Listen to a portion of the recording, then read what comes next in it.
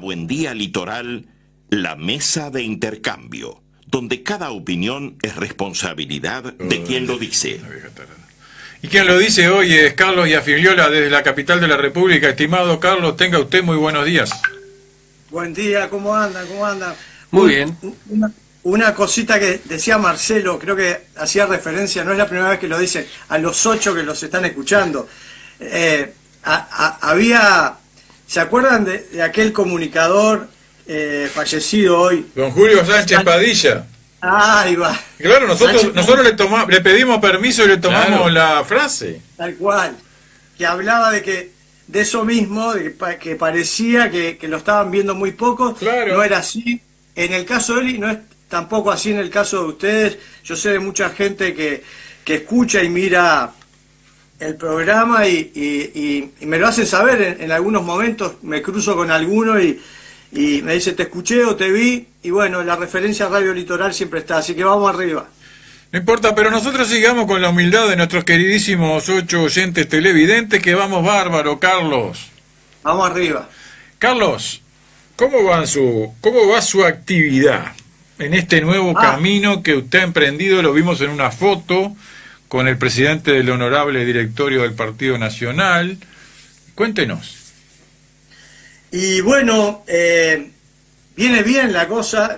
Obviamente tenemos esa contradicción, esos sentimientos encontrados de, por un lado, obviamente el dolor que uno siente por dejar una colectividad política, un partido político después de tantos años de militancia. Obviamente que eso duele, uno lo siente. En mi caso, hace 40 años que estamos vinculados al Partido Nacional militando, pero también, por otro lado, la alegría de tener una vez más motivación de querer seguir haciendo vida política con todo lo que eso significa, inclusive teniendo que obviamente dar muchas respuestas dentro de la propia familia.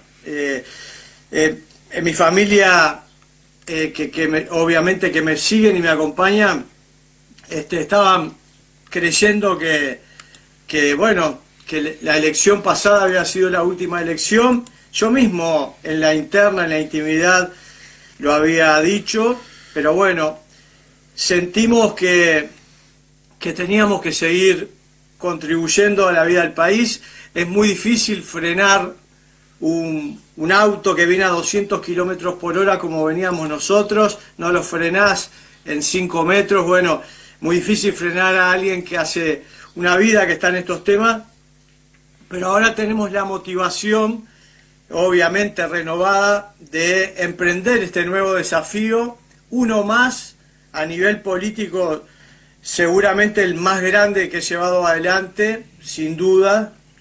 A nivel personal, la empresa más grande que he llevado adelante es la construcción de una familia, pero a nivel político, esto de generar un partido político nuevo es lo más fuerte. Y bueno, la reunión con Delgado correspondía, yo se la pedí, porque siempre fui un hombre orgánico del partido y leal, y lo fui hasta el último momento. Le pedí una reunión para transmitirle, la decisión tomada. Él intentó en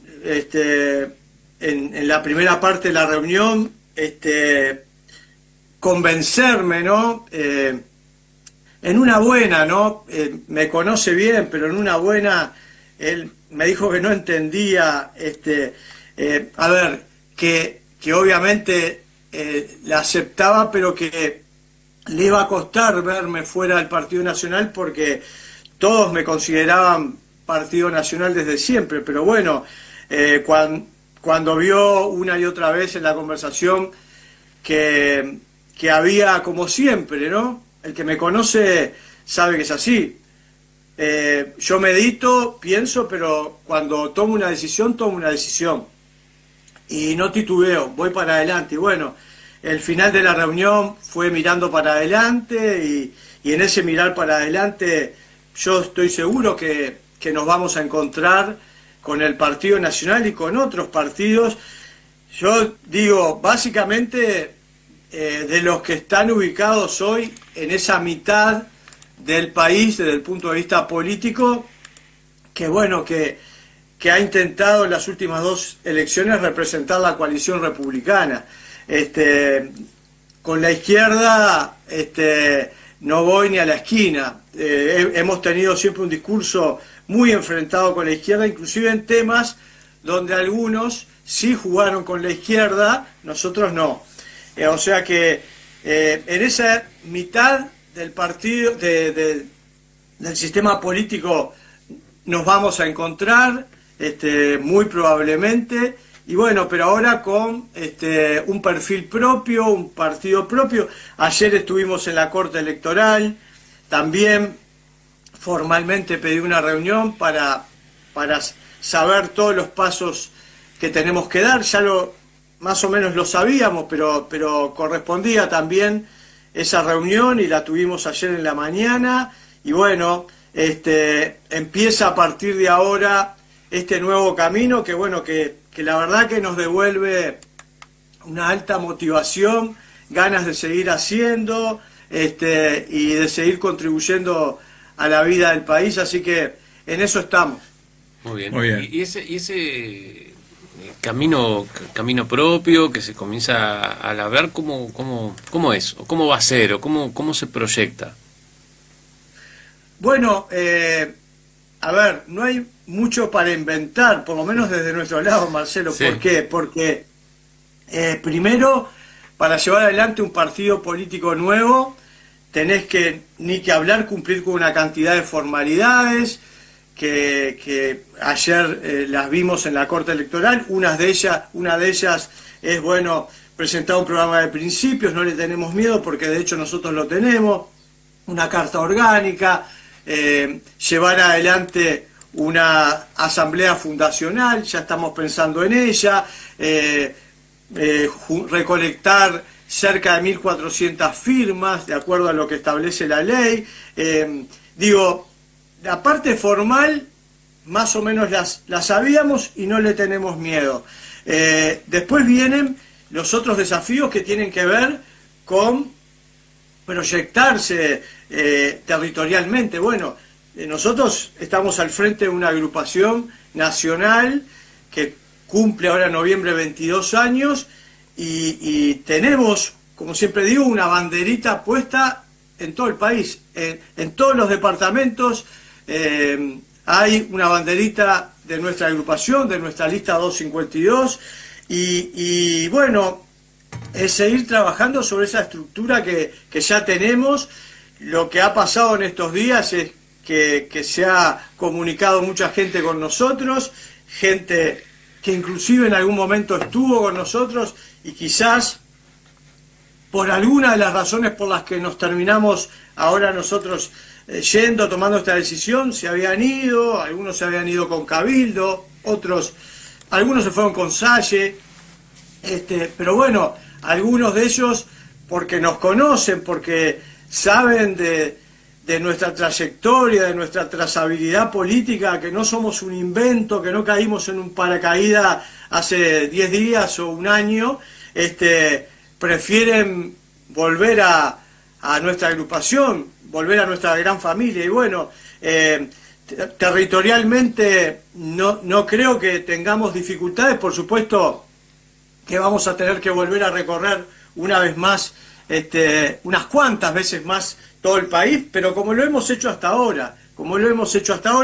y después otro de los desafíos, todo el tema de financiamiento de lo que es una actividad de este tipo. Pero cualquiera de estos desafíos, sobre todo estos dos últimos que tienen que ver con organización, que tienen que ver con temas económicos, son desafíos que hemos tenido siempre. O sea, quienes nos conocen saben que hemos estado a la intemperie siempre, o el 99% de las veces. Cuando llevamos adelante distintas actividades, la campaña, por ejemplo, en el 2019 contra la ley trans, la hicimos en solitario, en todo el país, y se juntaron 69.360 firmas, después votaron 272.000 personas, la hicimos solos, no hubo atrás un partido, una iglesia, no, la hicimos solos, hicimos una campaña tremenda, un desgaste tremendo, pero bueno, los resultados después se vieron, no logramos el objetivo central de la campaña, pero fue una gran movilización y fue un despertar de alguna manera de los uruguayos respecto a esta ley que la mayoría ni idea tenía que existía. Nuestro camino ha sido siempre así. Yo he pensado en nuestra historia en qué momento estuvimos encima de una ola o en qué momento tuvimos viento a favor. Yo creo que nunca o casi nunca. Siempre las candidaturas que llevamos adelante, las dos precandidaturas a la presidencia 2019-2024 que llevamos adelante en el Partido Nacional, fueron también contracorriente, a la intemperie, sin apoyos de ningún tipo. Pero bueno, es un desafío más, como decía, a nivel político quizás el más grande de todos, pero bueno, estamos dispuestos a recorrerlo y bueno, creemos que hay una parte del electorado uruguayo que sintoniza con lo que nosotros pensamos. Tendremos que tener la habilidad de llegarle, tendremos que tener la habilidad de estar en los lugares correctos y con el mensaje que nosotros tenemos, pero adaptado al lugar para poder llegar. Digo, pero sentimos que hay una parte del Uruguay que levanta, y una parte que no es menor, que levanta los valores que nosotros levantamos, que son de raíz cristiana, piensa igual que nosotros. Bueno, va a haber que ir a buscar justamente a esos ciudadanos que conozcan primero que existimos y después obviamente motivarlos para que nos acompañen en la campaña electoral. De eso se trata el desafío. Bien. Carlos, no tiene una pequeña labor por delante, siempre crear algo nuevo es complicado. Pero había otro tema que se habló ayer en producción que a usted le interesaba tratar, y tiene que ver con las repercusiones de la aprobación de la ley de muerte digna o eutanasia en el Senado los otros días, que tienen que ver con declaraciones que hizo el presidente del Frente Amplio, de la Mesa Política Nacional del Frente Amplio, el señor Fernando Pereira, en su autocondición de cristiano, según él mismo lo dijo, respecto a declaraciones que realizó el arzobispo de Montevideo, el cardenal Daniel Sturla, e incluso de la propia Mesa Permanente de la Conferencia de Obispos del Uruguay, la Conferencia Episcopal del Uruguay, como consecuencia de la aprobación de esta ley. Usted quería dar su opinión sobre esto. Sí, a ver, para darle también un marco, el miércoles pasado, tristemente se aprobó en el Uruguay esta llamada, con un gran eufemismo, ley de muerte digna. En realidad es una ley de eutanasia, y bueno, nosotros marcamos claramente la tristeza por lo que eso pasó, pero unas horas después, el presidente Orsi, que ya tenía pactado un viaje a Italia, estuvo en la FAO, seguramente una cantidad de reuniones más, pero bueno, era inevitable y además estaba dentro de su agenda un encuentro con el Papa León XIV. Sí, un encuentro con el Papa León XIV en el Vaticano.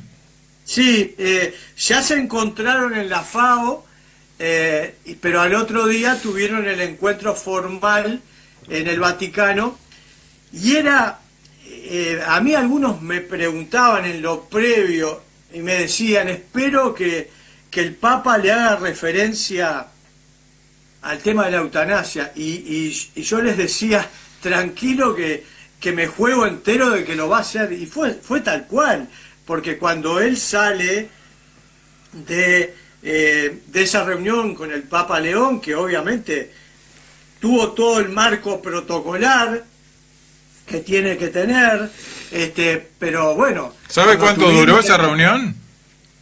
¿Sabe cuánto duró esa reunión? Y creo que hablaron de 20, 30 minutos, ¿no? Sí, 15 a 20 minutos. Porque después Sí. el presidente se reunió con el secretario de Estado del Vaticano, el cardenal Pietro Parolin. Y ahí parece Sí. que fue un poco más larga la entrevista, obviamente, y ahí se profundizó sobre dos temas, según la comunicación de prensa. La situación de los colegios católicos del Uruguay, especialmente los que tienen dificultades, y especialmente los del interior del país, a lo cual el presidente dijo que el Vaticano estaba muy bien enterado de la situación, y también se habló de esto.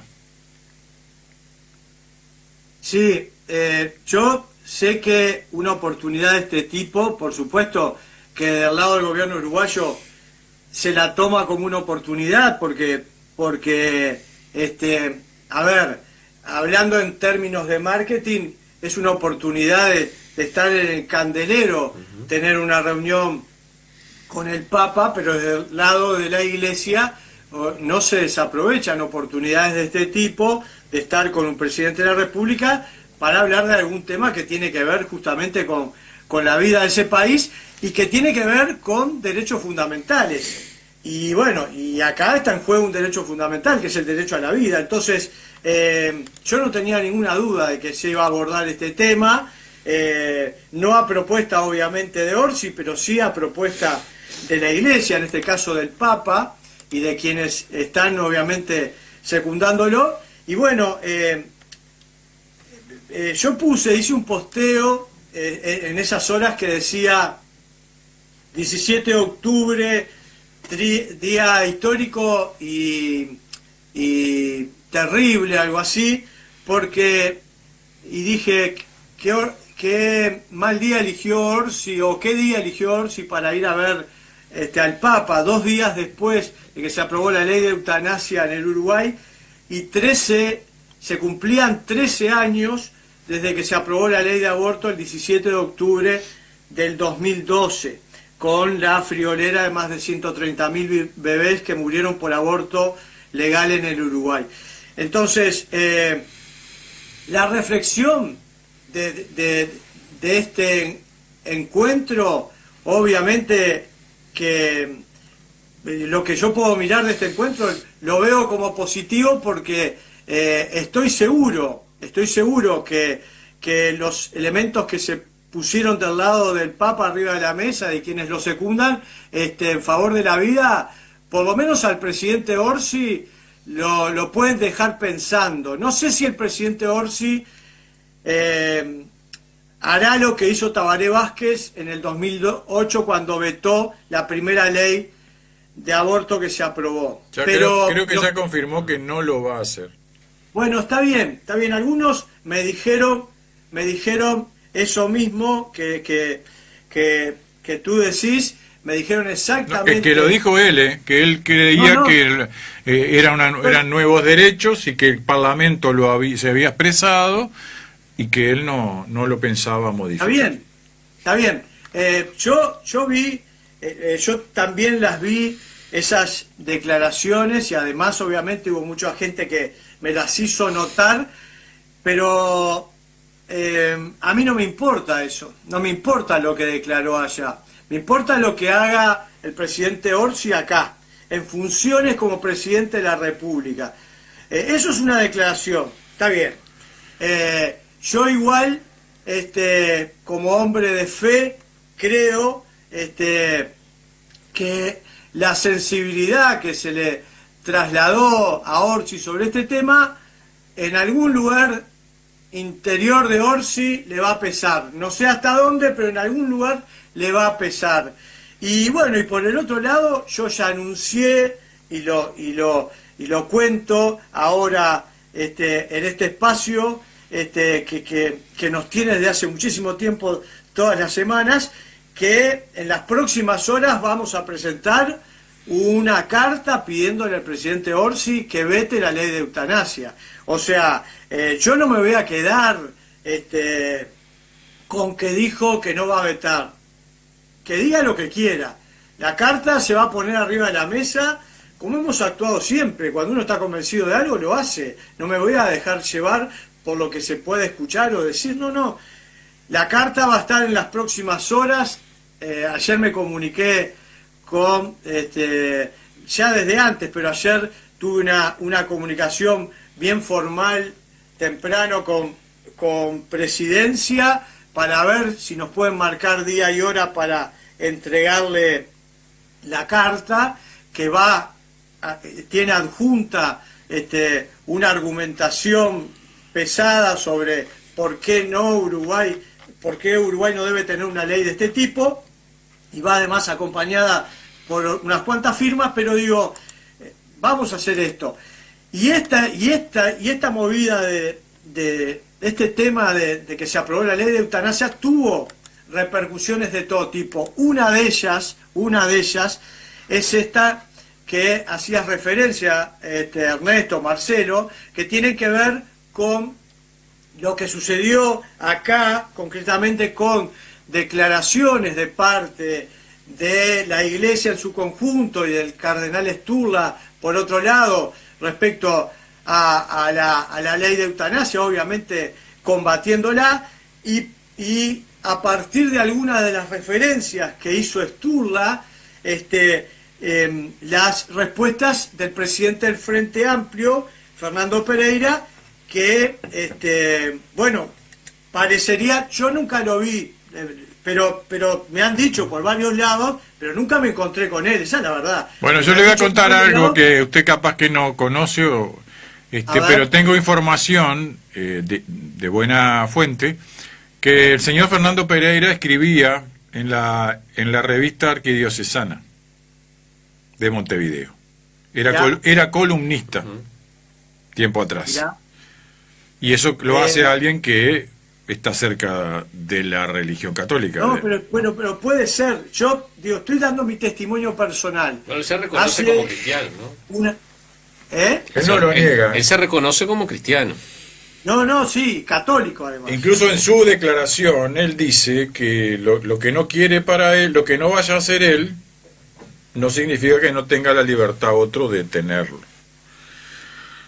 A ver, primero, yo cierro con esta parte que tiene que ver con lo de Fernando Pereira y su vida de fe. Yo nunca lo vi, repito, y hace una vida que soy laico comprometido de la Iglesia Católica, pero nunca lo vi, nunca me lo crucé en una celebración, nunca me lo crucé, pero todo bien.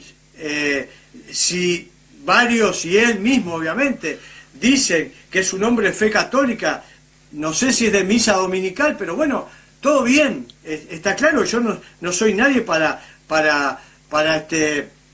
juzgar o marcar alguna cuestión respecto a la fe de Fernando Pereira.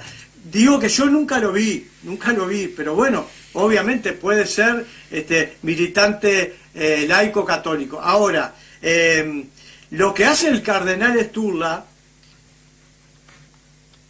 que creo que es lo que a Fernando Pereira le puede molestar, es hacer una referencia, creo que esa es una de las molestias.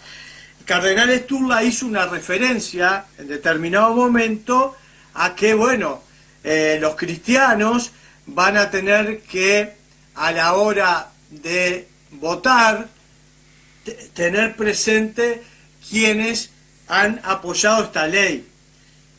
Creo que ha dicho otras cosas, Sturla también, que por ahí a Fernando Pereira le pueden hacer ruido, que se cruzan con lo que él llama la libertad. Está todo bien, pero esa definición de que los cristianos antes de votar van a tener que reflexionar y entre otras cosas ver quienes apoyaron esta ley de eutanasia, es una referencia, me parece básica, que tiene que hacer alguien que está al frente en este caso de la Iglesia Católica, cuando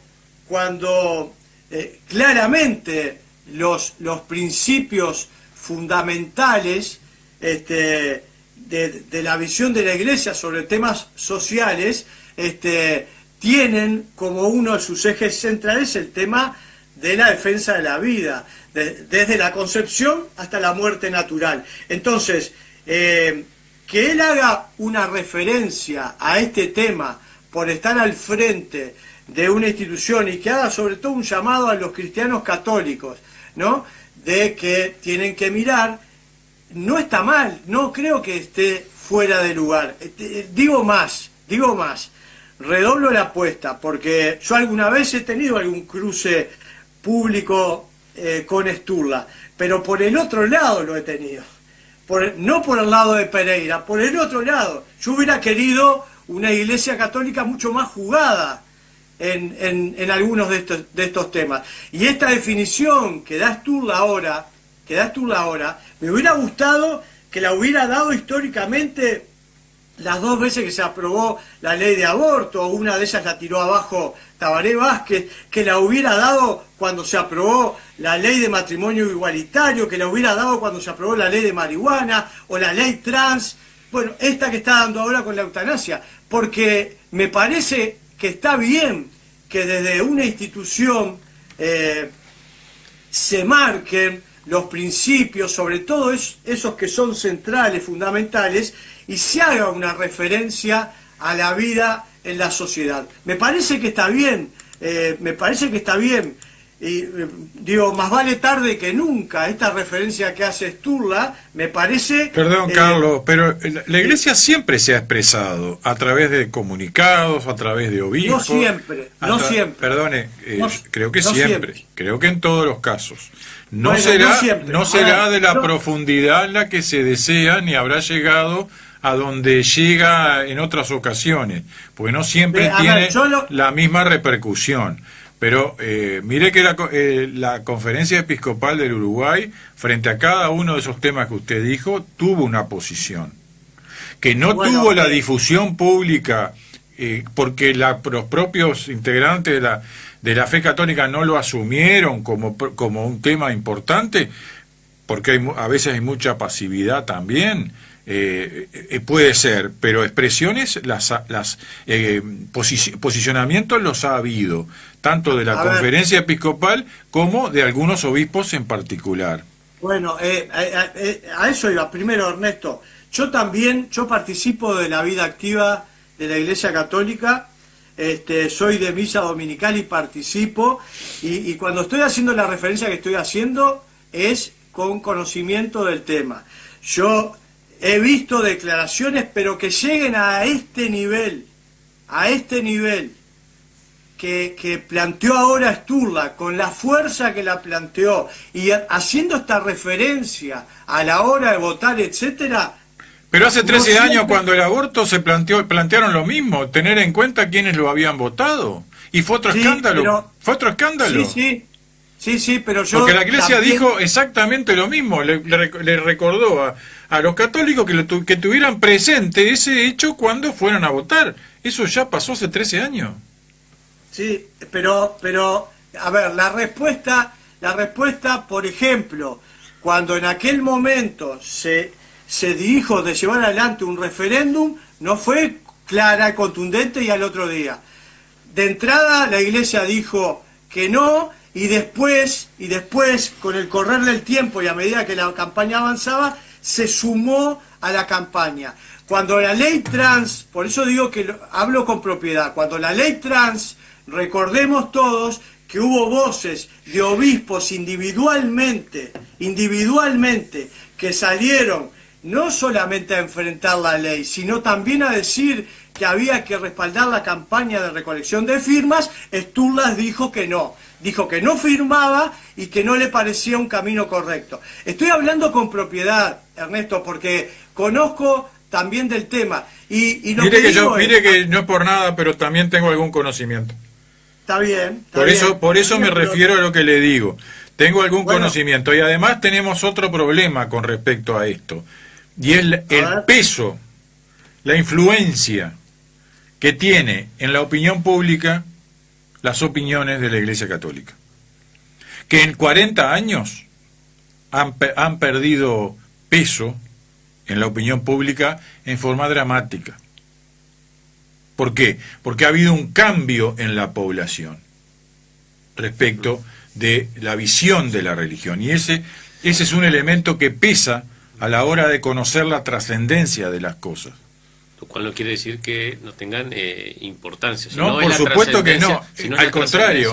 Y es cierto que la sociedad, la población, cuando se la consulta, tiene creencia en algo mayoritariamente, pero el peso de la solo el 9% de quienes, solo el 38% de la población se autodefine cristiana, y solo el 9% es practicante habitual de la religión católica. Ese cambio dramático ocurrió en estos 40 años. Es más, ocurrió después del Concilio Vaticano II. Totalmente de acuerdo, estoy de acuerdo. Entonces nos encontramos que el peso que está teniendo... Antes hablaba un obispo y la radio lo publicaba y la gente lo seguía y las iglesias estaban llenas. Bueno, eso cambió dramáticamente en 40 años. Y quizás por eso las referencias también sean dispares o disímiles. Y por eso también a veces cuando los obispos hablan, la gente... que antes se callaba la boca y solo eran pocos los que lo cuestionaban, hoy se le anima a cualquiera. Aún quienes se autodefinen integrantes de la religión católica. Que me parece que ese es parte del problema. No es que no tengan derecho a hablar, es que me parece que el presidente del Frente Amplio no tiene por qué retar al cardenal. Si le gusta, y si no le gusta, muy bien. Cada uno a su lugar. Primero, dejando un poco el tema de la historia y lo podemos profundizar cuando quieran. Sobre esta referencia, bienvenida, esta referencia fuerte y drástica de la conferencia episcopal, pero sobre todo de Daniel Sturla marcando la cancha. Bienvenida, bienvenida. Digo, referencia, yo el otro día hice un análisis en un grupo interno que tenemos, que el movimiento Provida, que parte del movimiento Provida obviamente está integrado por personas de fe, cristianos, evangélicos, católicos, no tuvo una fuerte movilización e incidencia en este tema de la ley de eutanasia. Sí lo habíamos tenido históricamente en el aborto, inclusive en la ley trans, etcétera. No tuvimos el mismo peso, porque así como marcaba algunas cuestiones históricas que me hubiera gustado escuchar una voz mucho más contundente de parte de mi iglesia católica, convengamos que tampoco hubo la Asociación de Iglesias Evangélicas o algunos pastores que tienen más peso saliendo fuerte a trancar en este tema. Fue todo muy light. Se hicieron algunas cosas, obviamente se hicieron cosas, pero no fueron suficientes. Alcanza para mí ver lo que fue cerca de las 11 de la noche, cuando se vota finalmente la ley de eutanasia en el Senado, el 95% de las barras estaba a favor de la eutanasia. Eso no pasaba antes. No. Entonces, bienvenido el planteo de Sturla. Y la respuesta de Fernando Pereira, bueno, obviamente una respuesta totalmente condicionada por su rol político. No se está parando como hombre cristiano y como hombre de fe. Seguramente él y varios más, a la hora de hacer política o a la hora de votar a los que están en el Parlamento, pero yo estoy seguro que cuando uno escucha a Fernando Pereira diría internamente, bueno, pues si este tipo hubiera estado en el Senado no hubiera votado. Es decir, no se paran como cristianos, no se paran con sus valores fundamentales en primer lugar. Siguen una corriente política influenciada por ideologías que andan en la vuelta y hacia ahí van. Entonces a mí no me llama la atención que Fernando Pereira salga a decir las barbaridades que dijo respecto a Sturla. No me llama la atención, porque obviamente es un personaje político que hace rato que está dentro de una mirada de la vida de la sociedad que se cruza, pero no de ahora, de hace mucho rato, se cruza con los valores cristianos, claramente que se cruza con los valores cristianos. Vamos cerrando. Entonces, Carlos. Sí, bueno, no, nada más que fue capaz que un poco larga, pero me parece que estuvo bueno. Usted tuvo todo el espacio para usted porque Juan hoy no pudo venir, así que sí, pero bienvenido a su tiempo. está bien, pero no fue solo para mí, porque ustedes también participaron y dieron sus opiniones, y me parece que eso se trata de la mesa de intercambio. Así que, me parece que fue una buena reflexión a cuenta de otras que capaz que haremos más adelante. Antes que usted cierre, una opinión de oyente. La señora Susana dice, habla de dos temas, del anterior a la mesa y del de la mesa. Entonces lo voy a leer uno atrás del otro. Buenos días, como siempre escuchándolos, quiero dar mi opinión sobre los camiones prestados. Pregunto, ¿no nos merecemos camiones 0 kilómetros? ¿Somos un departamento de segunda mano? Bueno, eso se lo preguntaremos a las autoridades de la Intendencia. Algo le preguntaron ayer al intendente. Buenos días, en mi ignorancia, los curas, obispos y más no deberían ser apolíticos. Muchas veces en una misa los curas dejaban traslucir su opinión política. ¿Eso está permitido?